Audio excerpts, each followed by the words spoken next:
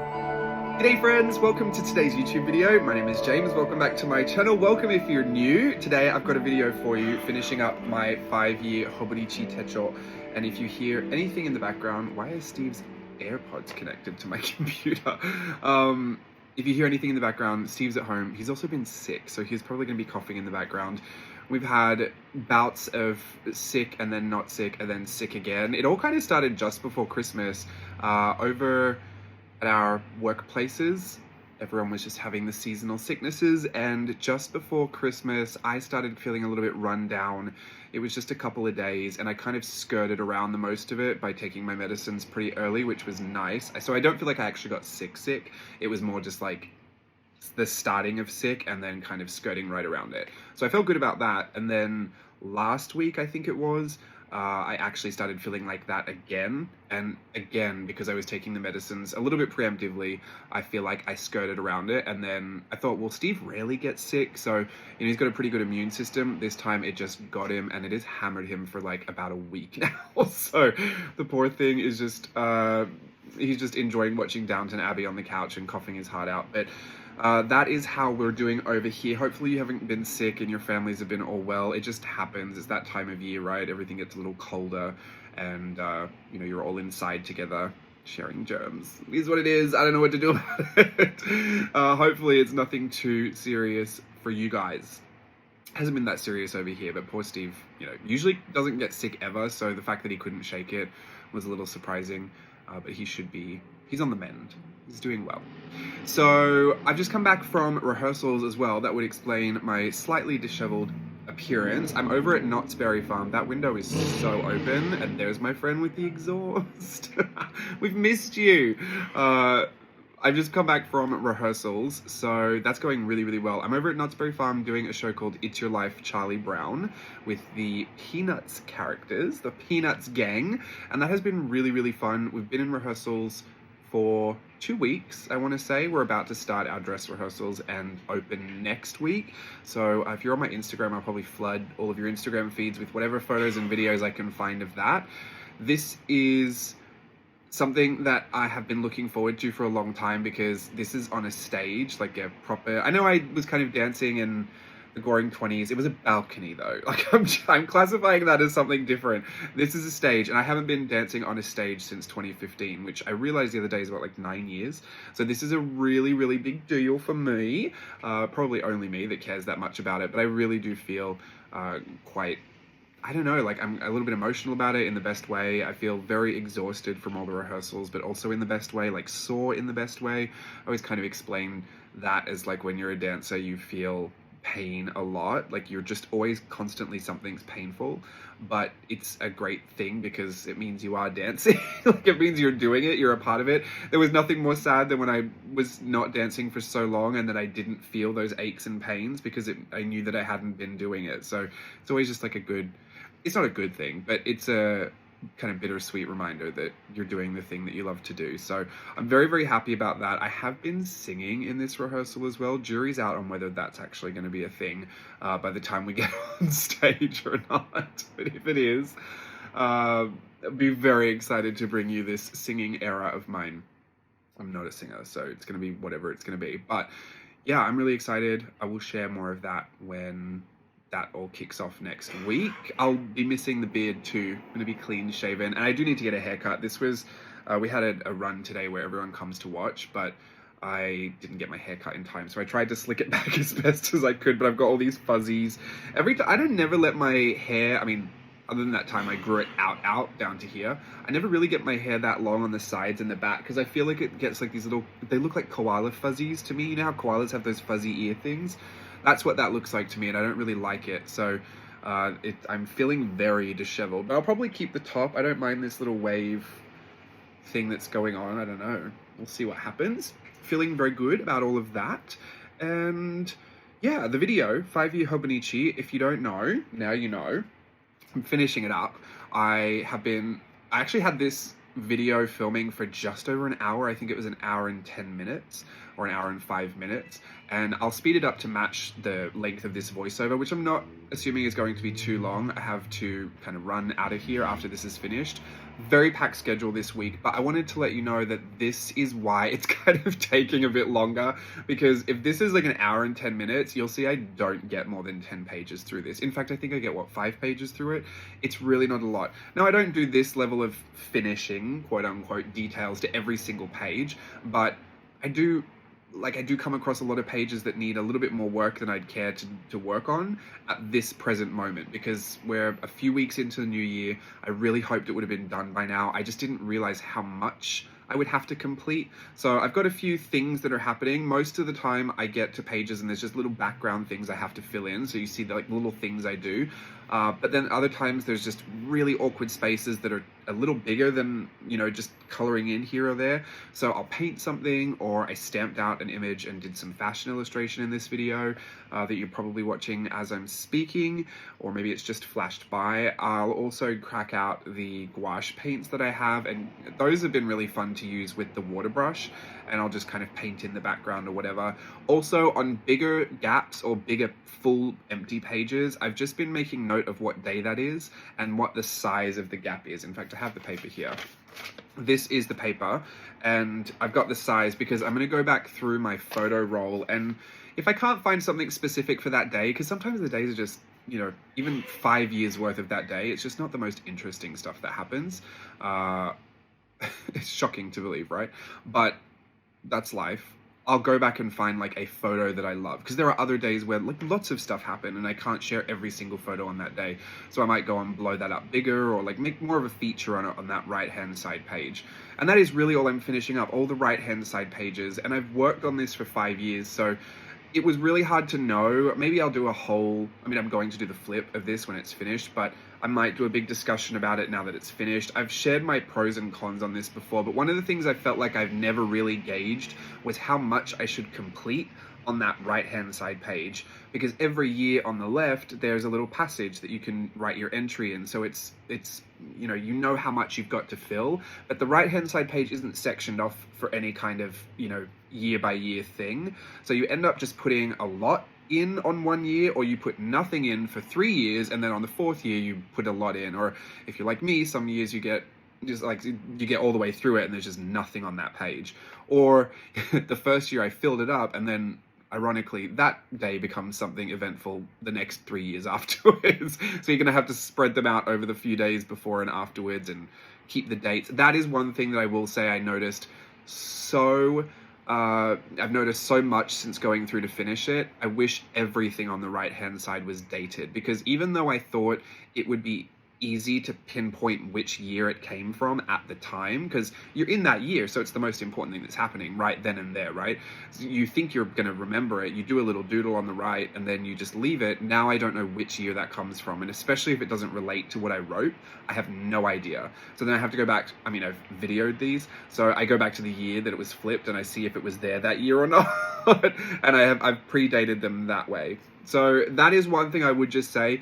You may not think it's something you're interested in, but especially if you go back and look through it a lot like I do, you really do want that perspective on which year it was, especially like things that you just can't tell. Even it was so funny because I thought there is no way I won't be able to tell this, but my sister, when she had Savannah, she's July 4th, she's America's baby, but she had her in COVID. I thought, like, yeah, of course, like, why would I forget that? That's my beautiful niece. I love her. I want to put pictures on her every single day.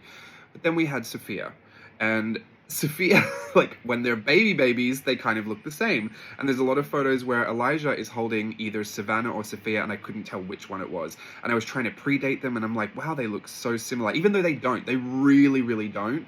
But you just look back at these things and you think, I should have just put the date. Like, I should have just written, even just in the corner, I'll just put an apostrophe 20, like 2020. I know what it is. That's when it was. So biggest issue I think I've run into as I'm finishing it all up. I really wish I had dated everything. It is so ironic to say that in a journal that literally is dated for the 5 years that you use it, but on the right hand side page it all kind of goes haywire. So I don't know what other people do. I've not seen anyone section it off, or maybe I have.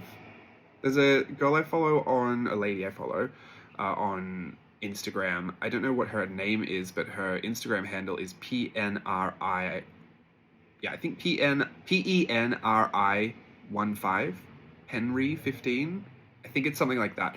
If it's not, search something like that. I'm sure it'll pop up. But she does a 5-year journal, and hers is complete. But I don't know if she's specifically sectioned off on the side. She illustrated everything. Like, hers is fully illustrated. It is so gorgeous to look at. It's one of my biggest inspirations for 5-year journals. So you can manage to look at her stuff. She's Japanese, does an incredible job. I want to say the right-hand side isn't as sectioned off. Or maybe there are some days that she does that. Either way, she keeps up and she does a really good job. So all of that to say, I don't know what people think is the best thing to do or if they have any specific advice. I'm not going to section it off for now. Like, I've already started in my new one and I haven't sectioned it off, but I have been intentional putting the dates. I think that'll be enough for me. I just want to be able to quickly reference which year that was, just so I know. But I haven't really written... I have written every day in my new one. I haven't drawn much at all. In fact, I don't think I've drawn anything. I think I put a sticker in. So we're already off to a very blank start for 2024. I'm not surprised by it. I originally, in my first one, this one here that I'm working on, I did have a pretty heavy start in the first year because I was thinking, you know, you got to make your effort. And I do think there's no perfect way to do it. Because you just don't know. I don't know if January 16 in 2027 is going to be the year where something so incredible happens. I need a lot of space for it. There are times, especially on my birthday or like anniversaries and stuff, I've had to add extra pages in. I really tried to avoid that because there's enough pages in it already. But there were things that I just really wanted in there. So I did put, and I tried to get a really thin paper. I got tracing paper. Or like origami paper. I tried to just put that in there and, you know, call it a day. It has become so chunky. It's unmanageable. It is so thick. I wonder, like, a part of me wonders if the A5 isn't different, you know, if maybe the larger surface area wouldn't have made it feel so much like a brick of paper. I love it. It's just so much harder to use. You can see I try to have to prop my hand up.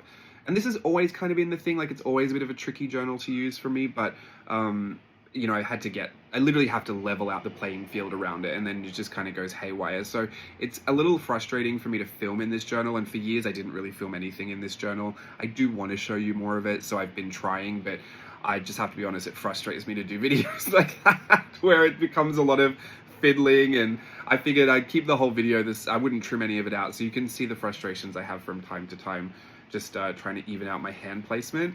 I want to try and give you a good idea, though, if I can, on how stout this is, how small and chunky it is.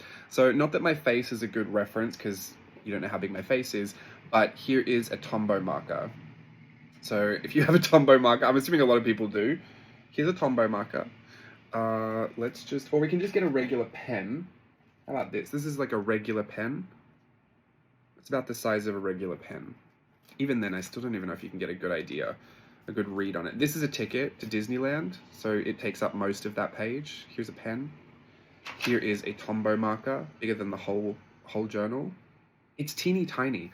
I've had this before when I went to a journal meetup, and Brie from Documented Journey had one of her journals there, and I looked through it, and I was like, is this the one that she puts on Instagram? Like, this is not the same one. It was tiny, but I'd always assumed it was so big because she had a travel-sized watercolor palette that she would put next to it in photos. So relatively, the journal looked a lot larger. And I don't know if you've ever had kind of the same thoughts about whether that journal is pretty big or not, but just so you know, it is teeny tiny. And I think that's important to mention because even a teeny tiny journal, you think, I'm totally going to be on top of it. It will absolutely get finished. Even that requires a lot of attention to get finished at A6 size. If you see anything A6, pick it up. That's exactly how small it is.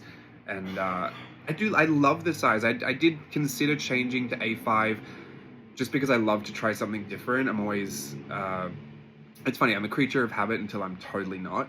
I'm curious more than anything, but I wanted to try the A5, and then I remembered, like, I want them all to line up on a shelf neatly and nicely and be the same thing. I want it to be a succession of really cute little journals. But having said that, will this ever stand up on its shelf by itself? I don't think so. It's too fat. It's too huge. I mean, it does sit closed, which is one of the things that does frustrate me about journals that get too chunky. I don't love, oh, I'm gonna cough. I don't love when they don't stay flat and closed. So that is fine for now. We're not finished yet, so hopefully this kind of sticks with it. If you can see the spine, none of the signatures have come out. They're all still holding on pretty well. I don't imagine that over time, if I flip through this a billion times, that it will hold up that well, just because they're really thin papers and there's a lot of weight to carry on it. But I've always been a little bit open to the idea. I think that these journals do get battered around and they do kind of age with the wear and tear, and that also that is a part of it. You know, there's nothing I kind of enjoy more than seeing other people's journals that have really been through it and that have kind of stood the test of time, but also wear a lot of that time in the journal itself. So I shouldn't fear that about my own, but something about your own journals always makes you think a little bit differently. You're a little bit more critical, you're a little bit more confused by things that happen. You look at someone else's journal that's just 2 scribbles on a page and you're like, that is exactly what I want. That's art. Sometimes I think we're just chasing the feeling we get when we look at those things. Because I will say, nothing makes me, if you're ever curious about what I love about looking at other people's journals, nothing makes me more happy than just seeing people like do the most in them and not care too much about perfect placement, not care too much about, you know, different kind of like displaying lots of skill. I don't really care too much about perfectly curated journals. There's one guy that I follow who does like a really incredible job at it, and I'm very drawn to that. But really, like the sketchbooks that I love to look through, the journals that I love to look through are very chaotic, very hectic, lots of just scribbles, lots of bad stuff, like lots of things that aren't technically great. I think I just love all of that more, which is, you know, it's kind of funny. It's not really what I would consider myself to go out and do, but the times that I do manage to do it, I think I'm doing it really well. It's ironic when it's bad. I'm like, this is great. I don't know. It's like that thing when I was younger, I always wanted straight hair, and I got a straightener and I would straighten my hair, and then anyone who had straight hair wanted curly hair, and so they would try and wave their hair. And then eventually you grow up and you just think, you know what? My hair is what my hair was, and it was fine all along. So I'll accept my journals for whatever they are. I do know I go through phases a lot. Like I go through moods where everything changes. I want to be super expressive and artistic, and I want to just make everything abstract, and I want to make everything mean something. And then other times I don't care if it means anything. In fact, it shouldn't mean anything. It just needs to be stickers and washi tapes and all my little bits. And then other times I want to make it really neat or minimalist. I do go through a minimalist phase every now and again. That's very rare, but I think that just goes back into me being very curious. I like to try everything so that I know if I like it or not. And unfortunately for me, I've tried almost all the journaling and I like all of it. There's just never enough time to do every single one, but I'll just go through the seasons and we'll see what happens. Right now, I'm feeling very much like I just want to finish everything up, but I am feeling very kind of like painterly expressive. Like I do want to get the paints out and start painting all the time. So that is a little harder because it tends to take more time. And the more practical side of me says that if you just want to finish this up, find your Collage Club ephemera that fits the space and just put it in there, because that would be quicker. That would be the right thing to do if I was trying to do this quickly, which I am. But sometimes I just can't help myself. I really wanted to get my stamps out. I wanted to draw. I wanted to paint. And so I try not to go against my own intuition. If I can help it, if I really do have the choice, and today I did, I will try to do that. It's one of those weird things that I when I talk to you about it, I think, oh, I probably shouldn't say that.